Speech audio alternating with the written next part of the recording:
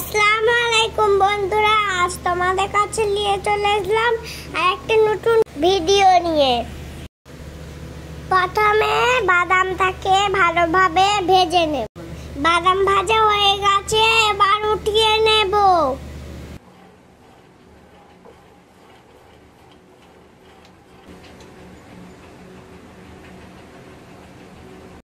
Gas on করে কড়াই গরম করে নিয়েছি।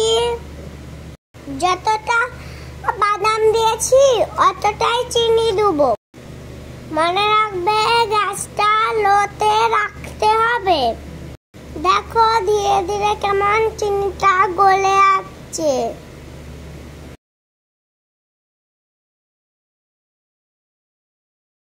চিনিটা গলতে থাকুক, আমি বাদামটা ছাড়িয়ে নিই।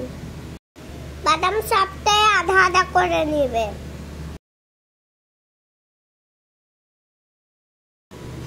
দেখতেই পাচ্ছ চিনি গুড়ের মতন কালার হয়ে গেছে। দিয়ে দেব বাদাম। এবার বাদামটা ভালোভাবে নেড়ে চেড়ে মিশিয়ে নিব। মিশানো হয়ে গেলে একটা পাত্রে নিয়ে নেব।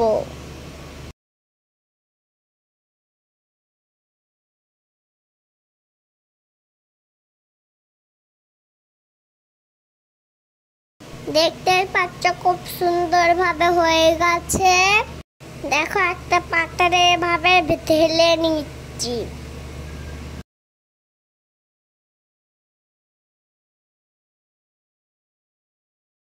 খুন্তির সাহায্যে ভালোভাবে মেলে নেব।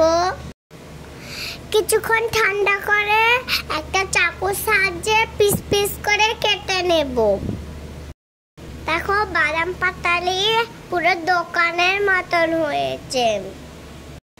বাই, আসসালামু আলাইকুম। দেখা হচ্ছে পরের ভিডিওতে। এভাবে বাদাম পাটালি খেতে চাইলে বাড়িতে এভাবে বানিয়ে নিতে পারো।